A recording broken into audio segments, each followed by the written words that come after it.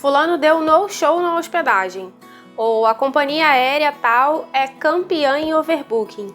Você sabe o que significam esses termos, no-show e overbooking? Se a resposta for não, é por pouco tempo. No episódio de hoje do nosso Glossário do Viajante, eu vou te explicar sem muita enrolação o que é o tal do no-show e o temido overbooking. E aí, bora descobrir? Eu sou Marina Heimer e esse é o canal do Imagina na Viagem.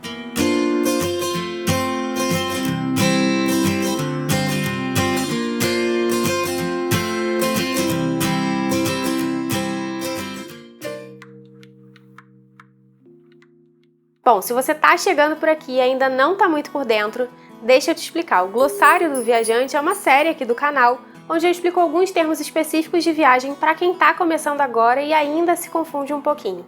A gente já falou sobre escala e conexão, sobre check-in e check-out, e eu vou deixar os links para esses vídeos na descrição aqui embaixo. Hoje é dia de falar de no-show e overbooking.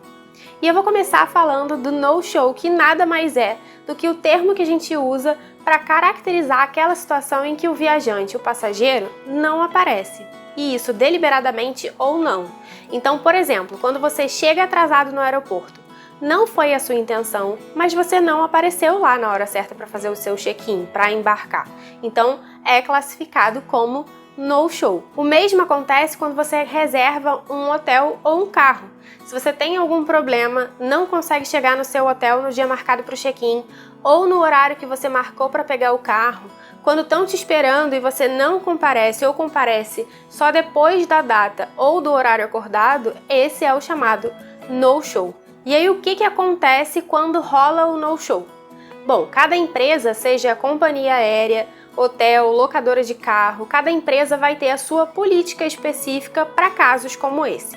E a mesma empresa pode, inclusive, ter políticas diferentes que vão variar em função do tipo de tarifa que você optou na hora de comprar a sua passagem ou de reservar o seu quarto. Um exemplo, as tarifas promocionais, que são aquelas tarifas mais baratas, geralmente têm políticas bem rígidas para cancelamento ou para o no-show. Em alguns casos, você pode perder o valor total da passagem ou da hospedagem. Já nas tarifas mais flexíveis, algumas empresas podem cobrar só uma multa e uma taxa de remarcação, por exemplo. Enfim, cada caso é um caso e por isso é sempre bom dar uma lida com calma nas condições das tarifas, nas letrinhas pequenas, para saber exatamente quais são as políticas que podem ser aplicadas no seu caso específico. Já o overbooking é o termo que a gente usa quando um voo tem mais passageiros do que o avião pode levar. E o overbooking pode acontecer por algumas razões diferentes. Pode ser que o avião que ia originalmente fazer aquele voo tenha tido algum problema e a companhia aérea substituiu aquele avião por um menor. Pode ser que outro voo tenha sido cancelado e aí a companhia precisou remanejar passageiros de última hora. Mas a causa mais conhecida é uma estratégia adotada pelas companhias aéreas na hora da venda das passagens. Resumidamente, é quando uma companhia aérea vende mais assentos do que ela tem disponível mesmo naquele voo, ou seja, o voo tem 300 lugares e a companhia aérea vai lá e vende 310 passagens para aquele voo. E aí você me pergunta, mas se só tem 300, por que eles vendem a mais? Justamente porque eles vendem contando com o no-show de alguns passageiros. Eles fazem lá um levantamento de todos os voos, da média de no-show de cada voo e vendem a mais trabalhando com essa média. Acontece que isso é uma estimativa e, óbvio, às vezes vai dar errado. E aí como é que a gente resolve quando um voo tem mais passageiros do que ele pode levar? Vai gente em pé? Não. Geralmente nesses casos, e aí já no aeroporto mesmo, eles informam que estão com overbooking e chamam por passageiros voluntários para desistir daquele voo e voar no próximo, que pode ser no mesmo dia, pode ser no dia seguinte, às vezes na outra semana.